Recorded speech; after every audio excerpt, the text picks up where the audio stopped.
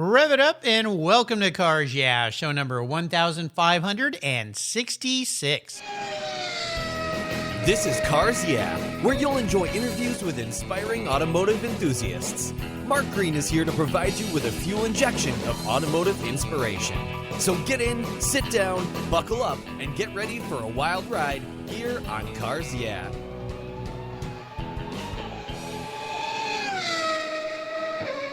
Hello, inspiring automotive enthusiasts, and welcome to Cars Yeah. I'm revved up and so excited to share with you today a very special guest, Ryan Carignan. Ryan Carignan is the business manager for the Porsche Club of America, otherwise known as PCA, a racing program. In his role, he's responsible for the relationships with all of their corporate partners, as well as logistical requirements of the series.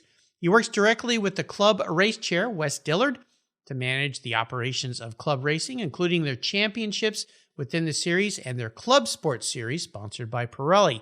They have over 1,800 licensed racers and they run 25 to 30 races annually in North America. Probably not this year, but in a normal year. Ryan writes for the PCA magazine Panorama, a great publication I've gotten for decades now. He's a retired Air Force lieutenant colonel with 4 air medals, multiple decorations, and he flew 6 combat deployments in a B-1 shortly after the attacks of September 11th, 2001. We'll be back to talk with Ryan in a minute, but first, some words from our valued sponsors that make Cars Yeah possible. So buckle up, sit tight. We're going to go PCA racing today. We'll be right back. Did you know Covercraft is much more than car covers? They offer protection for the inside of your vehicles too. Sunscreens to keep your vehicles cool and protected from the sun's damaging UV rays. Dash pads that do the same so your dash stays looking new without all those ugly cracks and fading. The seat covers that are easily removed for washing are awesome, but it's their custom fit floor mats that I really love. Is your vehicle getting a little long in tooth? Well, there's no better way to give it a new car look than with a custom fit floor mat and trunk mat. I replace mine every few years with something a little different, contrasting, just to have some fun. It stops that urge to buy a new car, and more importantly, it protects the factory carpets, so when it's time to sell your vehicle, it looks brand new. They're easy to clean, they secure to the floor for safety, and they look oh so good. Don't forget your trunk, too. Custom fit trunk liners for sedans, coupes, and SUVs are perfect protection for the factory carpets from all those things that can stain and damage the floor of your vehicles.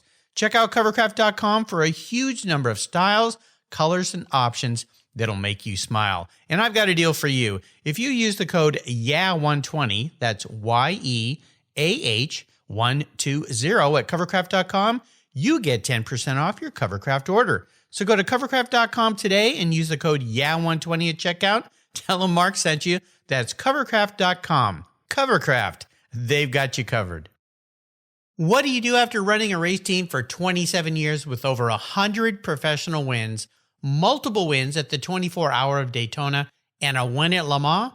Well, if you're Kevin Buckler, a racer and the racing group's team owner, you create Adobe Road Winery. Located in Petaluma, California, he and his team have created a winning combination with the Racing Series, 4 ultra-premium red wine blends that are in a class of their own. Like racing, these wines comprise of art, precision, engineering, science, and a whole lot of fun.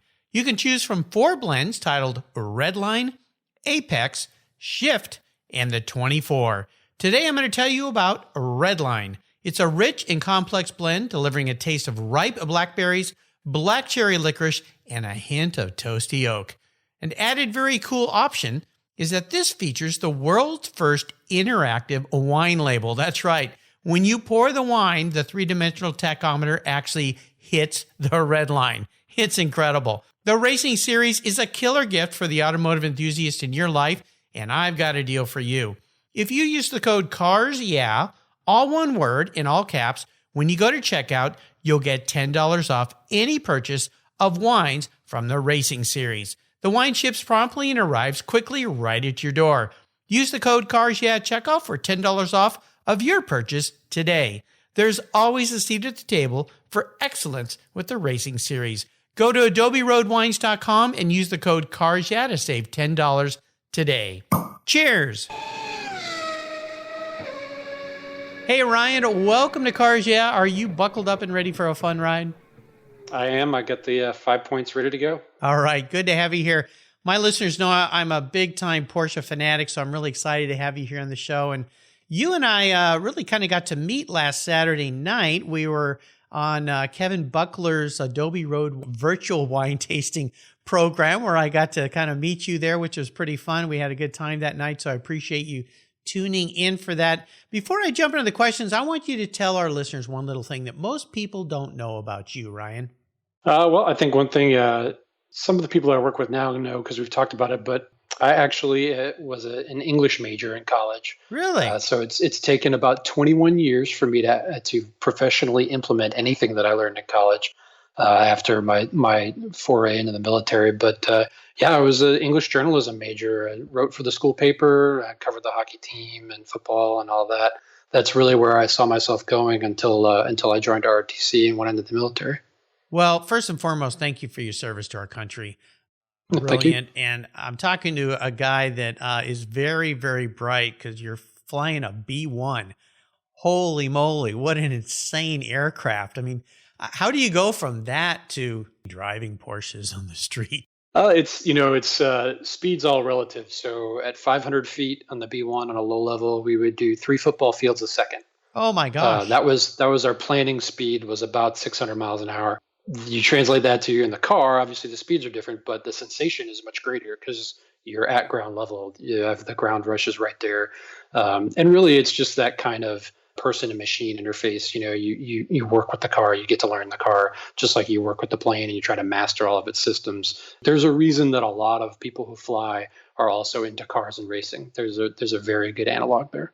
I would think so. Well, it seems wild to me. I grew up down in Southern California, and there was Miramar Naval Air Station down there. And I remember many mornings surfing out at Black's Beach, which was near the college I went to, UCSD. And you'd be out there early morning dawn patrol, and the F-14s would come over the hill, and you wouldn't even hear them coming because there's about 300-foot cliffs there at Black's. And they'd come over the hill, and then you'd hear them, and then you'd look out to the ocean, and you see those afterburners would light up, blue flames coming out back, and they just disappear. And it was just like, Top Gun. I'm like, whoa, that's so cool. I can't even imagine the fun that you guys had. Serious fun, obviously, because flying aircraft like that is not all fun and games. It's very, very serious. But oh my gosh. Well, we could talk about that, but we're going to talk about cars today. We're going to talk about the PCA, which I've been a member of since I think high school. Long time. But before we jump into it, I want to ask you for a success quote or a mantra, some kind of saying that's been instrumental in forming your life and your success. I always say it's a nice way to get the inspirational tires smoking since we're talking about PCA racing here on Cars Yeah. So Ryan, take the wheel or the stick, as we should say.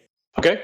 For me, this is something, it's actually a poem from an American poet named Edgar Guest. It's called It Couldn't Be Done. You've probably seen it. It's something that for me has kind of popped up in my life at various times, really kind of when I needed it, I think. First read it in high school, and then I saw it again in college, and it's come up several times for my career. Most recently, last time I saw it, Audi was using it for a Le Mans commercial. But I'll read it for you here. It's fairly short. Somebody said that it couldn't be done, but he, with a chuckle, replied that maybe it couldn't, but he would be the one who wouldn't say so till he tried. So he buckled right in with a trace of a grin on his face. If he worried, he hid it. He started to sing as he tackled the thing that couldn't be done, and he did it. Somebody scoffed, oh, you'll never do that. At least no one ever has done it. But he took off his coat and he took off his hat, and the first thing we knew, he'd begun it. With a lift of his chin and a bit of a grin, without any doubting or quit it, he started to sing as he tackled the thing that couldn't be done, and he did it. There are thousands to tell you it cannot be done. There are thousands to prophesy failure. There are thousands to point out to you one by one the dangers that wait to assail you. But just buckle in with a bit of a grin. Just take off your coat and go to it. Just start in to sing as you tackle the thing that cannot be done, and you'll do it. It reminds me of a Dr. Seuss book in many ways. It does. It has a nice little kind of sing-song quality to it, but really, it's just a really good reminder that, that almost everything that is impactful in the world, somebody probably said that couldn't be done. And it just took someone to say, no, I think it can, and put in the effort and put in the work, and pretty soon you'll do it. And that's something that I've had to be reminded of several times in my life, but it's always nice to kind of pull back to that. So I have a framed copy of that hangs on the wall in my office. Very nice. Very nice. How have you incorporated that concept into what you're doing with the Porsche Club these days? Well, a lot of it is, There's a model in racing that's been around for a long time as far as how the systems work. And right now, we're in a time where, pandemic aside, technology is always kind of changing how things are done. And anytime something new comes along, the old guard is going to say, no, that can't work. That's not how we do it. We don't do it that way. We've never done it that way.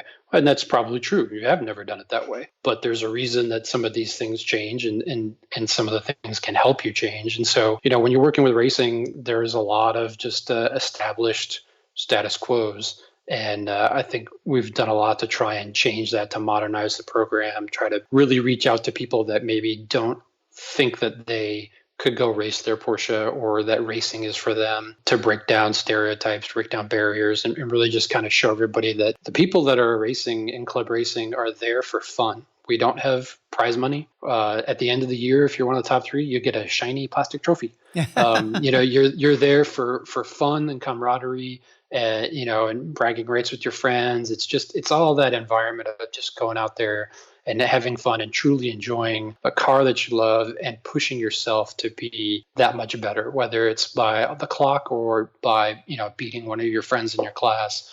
It's really just there because you have a passion and an enjoyment for something. Well, there's so many cool layers to these club racing events, and it all starts with driving performance events.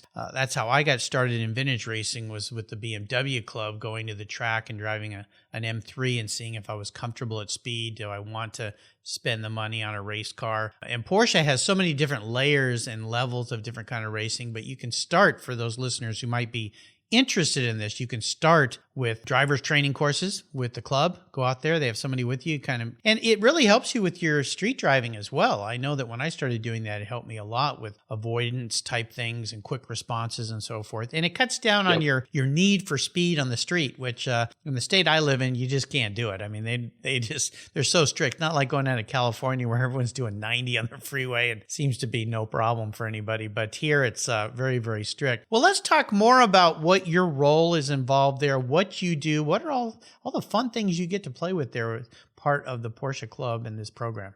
Yeah, my job was really created when I got hired. They hadn't really had a person in this position before. And PCA being a volunteer organization, there's 135,000 plus members in PCA. Wow. The staff of the national office is 18 people. So it's a very small group of people who actually have their job to be in the administration and kind of, running of PCA. Everybody else is volunteers, whether it's the executive council, the officers that really decide what is going to happen with PCA, to the chairs for individual programs. So my job was created because sometimes, it's hard to get to the volunteers during a work day. They have other jobs. And so they may not be able to talk to, Pirelli or Porsche Design or some of the companies that we work with at 2:00 on a Tuesday. And so they really needed to take a lot of that work off the plate of the volunteers and put it onto somebody that was just going to be there during work hours and could focus on just that. And so that's where I came along. So my primary job is to be that go-to for all of our sponsors and partners, to recruit new companies, work with our existing companies, make sure that we negotiate the contracts and all that, but then also just make sure that everybody is benefiting from the relationship, to make sure that we are promoting our sponsors, make sure that their racers are aware of who's out there. And then there's also, as you can imagine, as a organization that is a nonprofit organization that is an amateur racing group that doesn't have prize money and all of that, there's still all the same logistics of running an IMSA event or some other kind of professional race that goes along with these events. So we have, equipment that needs to get from one race to another, and try to organize and how that gets done, and make sure that if we need, more hats for Victory Lane, I've got them at my office and I ship them to where they need to go. And it's just all those little things that kind of go on behind the scenes that, just makes it a better product for our racers and for our members. Yeah, absolutely. What's the favorite thing for you about what you're doing with this organization and this racing program? For me, it's, I when I came in the job, I thought, hey, I'm going to get to go to the track. I'll get to see these great facilities that, some of them I've only watched on TV, like Daytona and Sebring and all that. And that has been really awesome. But it really has been meeting some of the people that were involved and learning more about the program. I was a PCA member for 5 or 6 years before I got the job, and I really didn't know anything about the PCA club racing program. When I hear club racing, the picture I had in my mind was not at all what our program actually is. Never did I imagine 250 racers at Sebring with, 60 to 70 factory race cars from Porsche in a group at one time, or a fleet of spec Boxsters or 944s. I never imagined any of that. So meeting people like, meeting Lee Keen and all these people that I've used to watch on TV and never realized they started racing in PCA club racing, just like Kevin Buckler with TRG, they came from this program and then they went pro, and a lot of them have come back to the program. And meeting the team members and owners and principals who, used to race here or used to build engines for this place. It's been really fascinating to see who actually shows up at these events and really kind of getting to know them a little bit. It's a fantastic program. Are there other car clubs that do anything this robust comparatively? Not really. I mean, I think, everybody kind of has their program. SCCA obviously is the entire program is geared around doing car events, whereas PCA, our club racing, is a very small subset of the club as a whole. So it's really a different comparison there. The BMW Car Club, they've had race series before. What we do is from what I know, the largest as far as a single mark running. We have more cars at some of our events than some professional races do. And we're limited to only Porsches.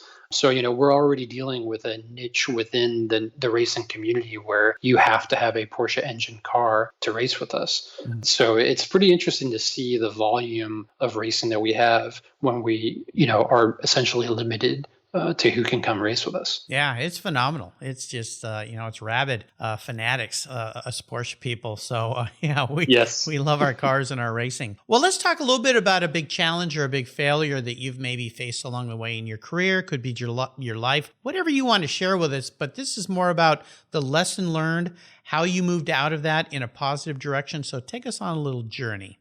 Yeah, this one actually is back from my previous life. It was really it was a failure in judgment, I think, on my part. I was on a track in my career in the Air Force, and I had been selected to go to the Air Force's weapons school, which is basically the Air Force's version of Top Gun. And when you go to that, you go through this program, and if you graduate, because it's extremely difficult, you kind of are set on a different path than your peers. It's kind of you become a tactical expert and you become an expert in the squadron, but you also kind of get groomed for future leadership jobs that can go towards colonel and general and really a long career. I was selected to go do that, and I decided that I didn't want to go in that path, and that I kind of knew I was going to do my 20 years and then get out and find something else to do in life. And so I had to withdraw my name from that, and that did not go over very well with a lot of my leadership and some of my friends. They thought I was crazy. How do you turn down this opportunity? All of that. And I kind of stuck to my guns. Like, that was a great lesson of me of doing what I knew I wanted to do, even though it was maybe a difficult thing, as opposed to doing what everybody thought I should do. And it did send me on a different path. It closed some doors for me, for sure. But there were doors I didn't really think I wanted open. And so I've always been completely at peace with that decision. And I think it worked out exactly the way I intended it to. It didn't diminish my ability. It didn't diminish, my ability to instruct and have an influence on the future generation of aviators that came through our squadrons. But it allowed me the freedom to kind of make my own decisions to a degree and have the career I wanted to have versus what other people thought I should have. I've had guests on the show that have dealt with this before, worked for big companies where upper management thinks, no, I think you need to go down this path. And they'll send somebody down that path where that individual really kind of thought, that isn't the path I want.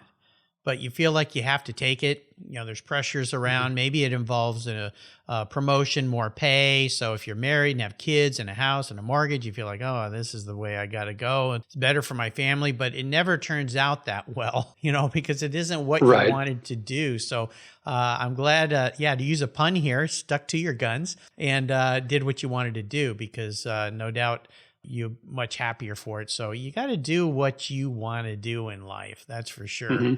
And sometimes those pressures can be so much that you end up doing something you don't want to do. Heaven forbid you spend 20 years in your life doing something you'd really never wanted to do. So I'm glad that you did that. Let's take a short break. Thank our sponsors once again here, and then we'll be right back to talk a little bit more about cars and Porsches and Ryan's personal affection for the automobile. So sit tight. We'll be right back. My favorite collector car magazine is Keith Martin's Sports Car Market.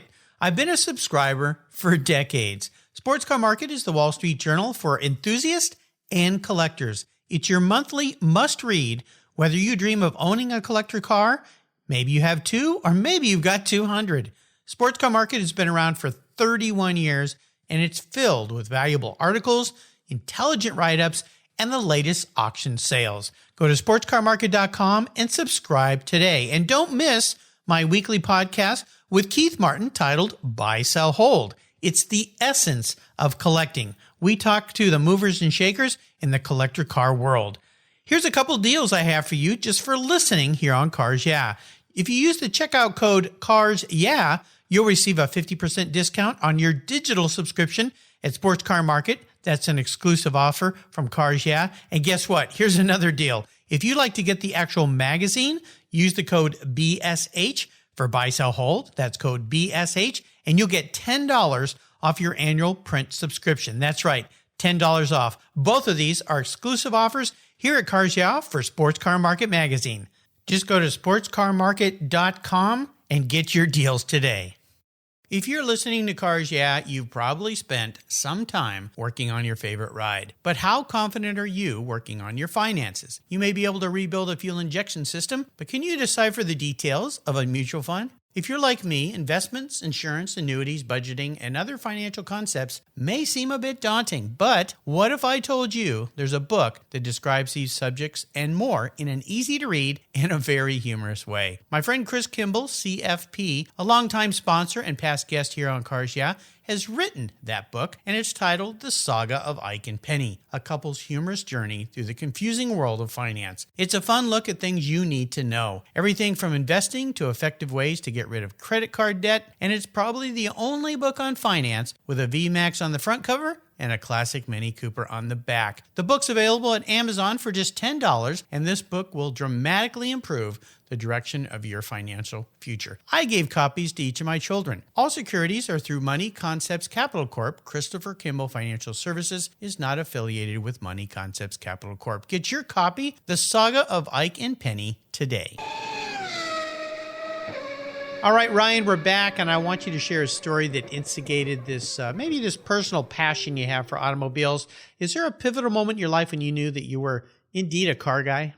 For me, I don't have that beautiful story of like working on the car in the garage with dad or grandpa, although my grandfather was a master mechanic and he could build anything. My father was in the military as well, so I never really grew up too close to my grandfather. But for me, honestly, it's heavily influenced by my time. I'm a child of the 80s and 90s. I was born in 75.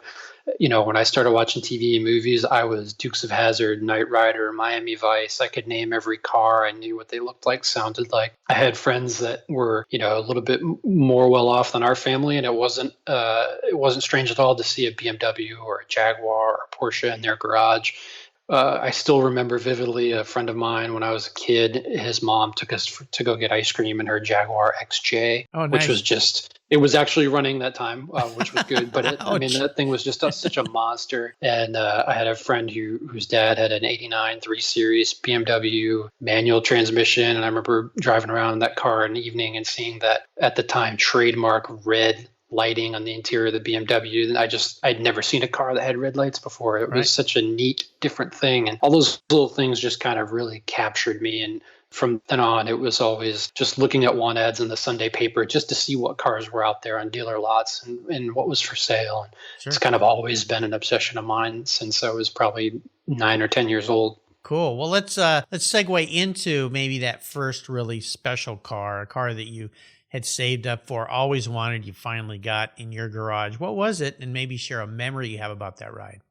For me, it was my first real car. That was right when I got out of college. I went and did the stereotypical thing, and I bought my lieutenant mobile, which is what they usually call it. Lieutenant mobile. For the second lieutenant, you're fresh out of college, you've got a great paycheck, and you're going to go and spend it on a car. Yep. And that's exactly what I did. I bought a 2-year-old. It was it was about a 94 Mitsubishi 3000 GT. Unfortunately, it wasn't the big twin turbo. It was the SL, but it was still a beautiful green metallic with a tan interior. And even though that car only had 246 horsepower, for me, I came from an 88 Honda Accord with 210,000 miles on it. That car was a spaceship. And it looked great. It was the fastest thing I'd ever driven. Great 6-speed manual. The cockpit of the car was angled all towards the driver. It was just so much fun. Unfortunately, it didn't stay very long as I got hit pretty bad. Oh, no. After I owned it for only a couple of weeks, and it spent a few months in the shop. A couple weeks and somebody took it out? Oh, no. Yeah, it had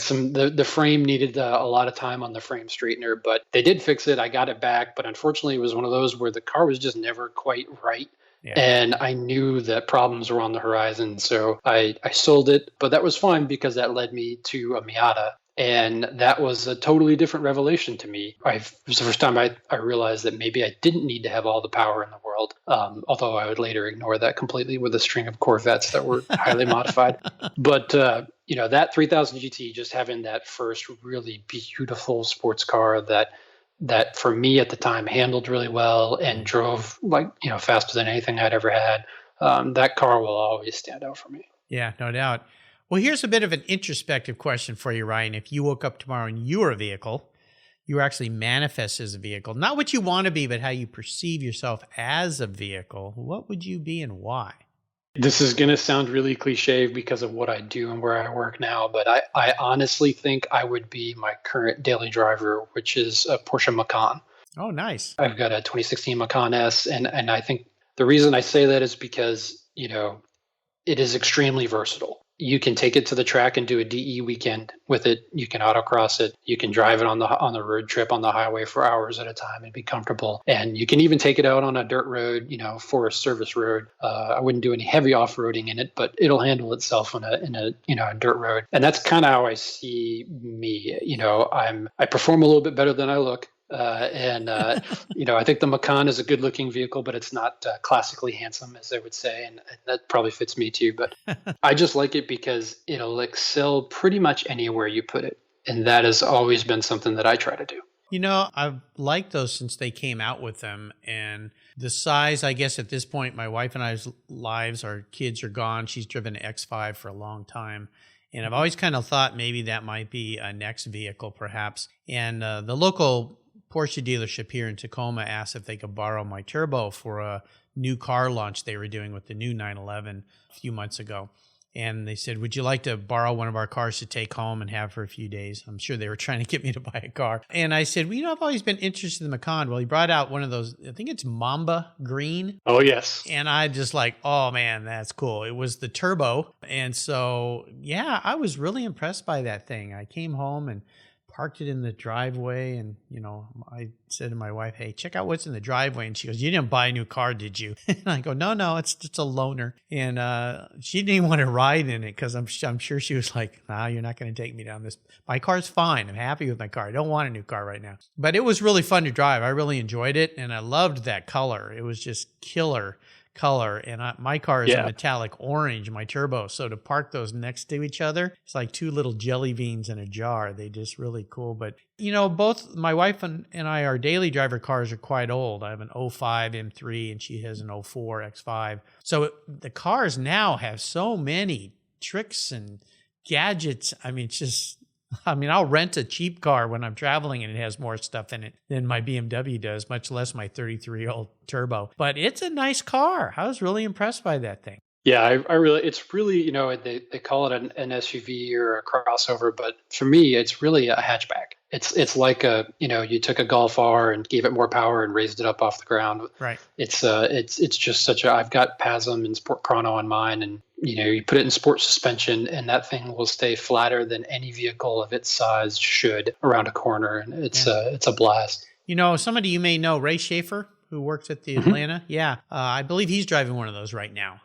I think he had a Cayman for a while, and now he's got Macan, so he really likes that as well. And I know another past guest, Spike Ferriston, I believe he's got one. His wife, I think, drives that car. So, yeah, they're really nice. So maybe one of those is in the future. And I love that color. That green is just killer. Oh, yeah. Definitely want something unique and different. Well, we're entering the last lap. Since you're a guy that likes to enjoy a brisk ride in a car, I'm going to fire off a series of questions and ask you to give our listeners some quick blips of that Macan throttle. So here we go. What's one of your personal habits you believe has helped contribute to your many successes over the years?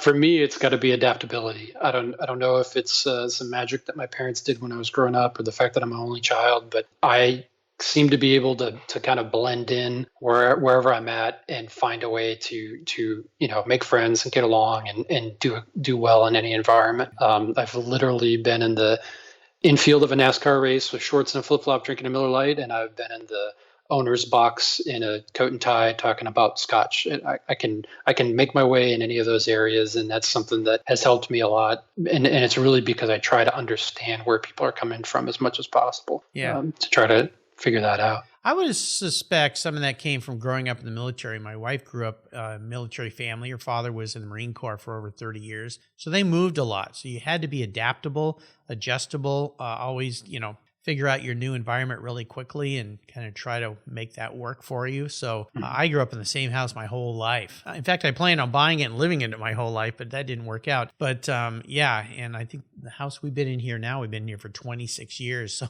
my wife said, I've never lived anywhere that long. This is really weird to be in the same house that long. So I would assume that military upbringing and having to move around a lot did that for you? Yeah, probably. Yeah, I'm trying to think as you say that. I think the longest I've ever lived anywhere was about 6 years, at least for like the same house. Yeah. Outside of childhood. I was lucky. We moved around a lot when I was really young. So I got to kind of stay in the same place through most of elementary school and high school. But once I got out of college, I don't think I've lived in the same house more than 6 years. Yeah. It'd be so weird for me. How about if I could arrange for you to have a drink or a meal with anyone in the automotive industry or racing industry, living or deceased? Who would it be? For me, I have to cheat here. I have two. Okay. I always had the same answer. Every time I hear you ask this question, it's always been Bob Lutz. Maximum Bob, just such an amazing history. Everybody thinks of him as all the bravado and the American cars and the Viper and driving the Cherokee through the plate glass window. But he also had a lot to do with BMW and the BMW we know today and creating the 3 Series and the 5 Series. And so, he has such a great history and career, and his kind of attitude of he has no fear to make a decision and go with it. And if he's wrong, he's wrong. And if it works out, then, more power to him. And the second would be after I read A.J. Bame's Arsenal Democracy, I really would want to talk to Edsel Ford, because I know a lot of people say they want to talk to Henry, and I've read a lot of things about him. And after reading Arsenal Democracy, I think Edsel would be far more interesting because he had to deal with Henry Ford. Yeah. And that really just caustic relationship of father to the son. There were so many things he had to overcome, and he was always just trying to be a success and to make his dad happy. And his dad was really kind of a jerk, brutal guy. And so yet he was still successful, and the things that he did to make Ford into what it was during World War II and to get all those bombers produced against the will of his father. It was just fascinating. I would really love to talk to him about that. Yeah, AJ's been a guest here twice on my show, and his book for us car guys, Go Like Hell, I believe is like the second most recommended book here on Cars Yeah, next to Garth Stein's The Art of Racing in the Rain. When I met AJ, that Arsenal Democracy had been recommended a few times, and I got it, and it's absolutely fascinating read. It's just brilliant. We're going to talk about a book in a minute, but let me ask you this. What's the best automotive advice someone else has ever given you? There's so many things, but I think the thing that really resonated with me is that, outside of eyes up, look down the road for your track driving, is that, oil and brake pads are cheaper than engines and transmissions. So don't be afraid to change the oil as much as possible and stomp on the brakes versus trying to, do a poor downshift or in an automatic, let the engine brake for you. Right. Brake pads aren't that expensive. Transmissions are. Absolutely. I learned that after 12 years of racing vintage cars, that's for sure. How about a resource? Is there a go-to for you out there that you'd like to share? For me, I had PCA.org is always a great one for the latest news of the club. But for club racing, it's PCAclubracing.org. We post our schedule up there, race results, basically anything that's going on. If somebody is new to racing and they want to learn how to get into racing, then that's where they can go and they'll find out. You can download all the forms, look at our rules, all of that stuff. As far as general car stuff, every day I have kind of a ritual of I pull up Road and Track, I look at Haggerty's new media. They're doing some fantastic stuff with all the writers that they have on staff now, and bring a trailer just to see what's on the market, what things are going for, whether I have the money for it or not. I kind of always like to know what's going on and what could be. Yeah, it's a dangerous place to go every morning because you end up going, oh my gosh, I've been looking at cars for an hour. I got to get back to work. Lots of cool stuff. I try to do it before work, but...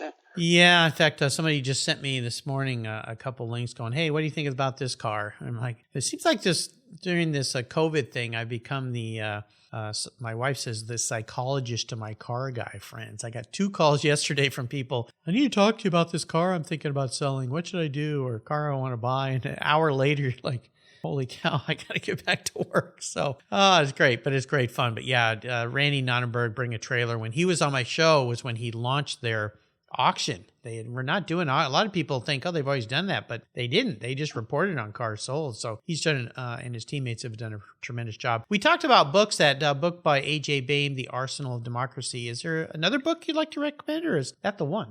Yeah, I actually do have another one. I think it's only been recommended once on your show by the author. It's My Greatest Defeat from Will Buxton, the Formula One reporter. It really is an amazing... the fact that he was able to sit down with all of those drivers from all the different aspects and disciplines, from Formula One to NASCAR to Indy to touring car racing and everything, and get them to tell that story, much like you ask, about their worst moment. Mm-hmm. And what was most interesting is is that so many of them were not actually racing stories.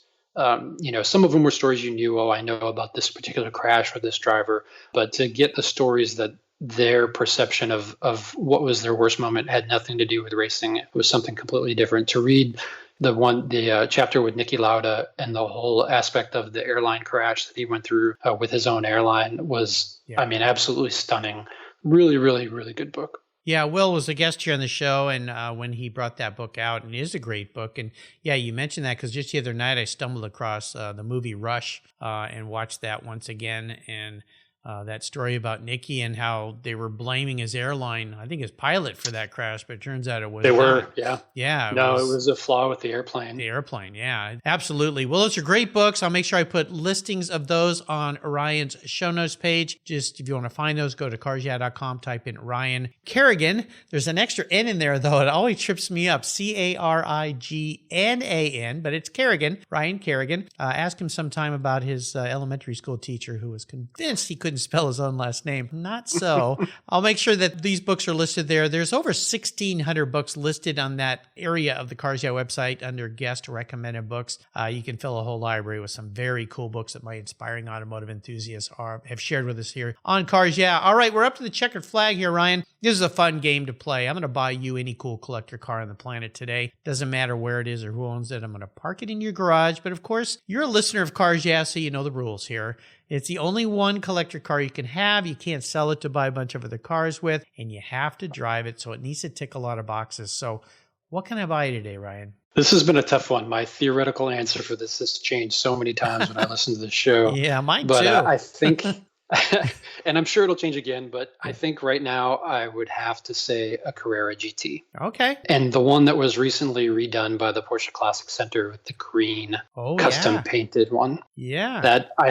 The car to me, it's, I love a convertible. So you've got the open and closed option with the Carrera GT. It has that rawness to it.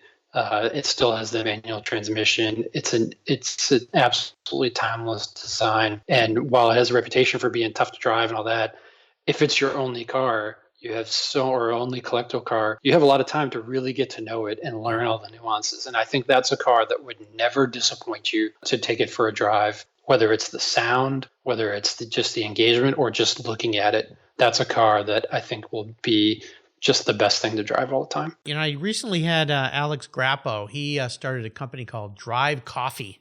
fact, his show the day we're recording this just went up yesterday, and he sent me a picture of him. He got to drive one of those things. That was his car of choice as well. And by the way, listeners, he offered a cool kind of deal. If you love coffee, and this is a really neat business, he's offered a 20% off if you use a Cars Yeah code when you go buy Drive Coffee. So I'll put that plug in there for him.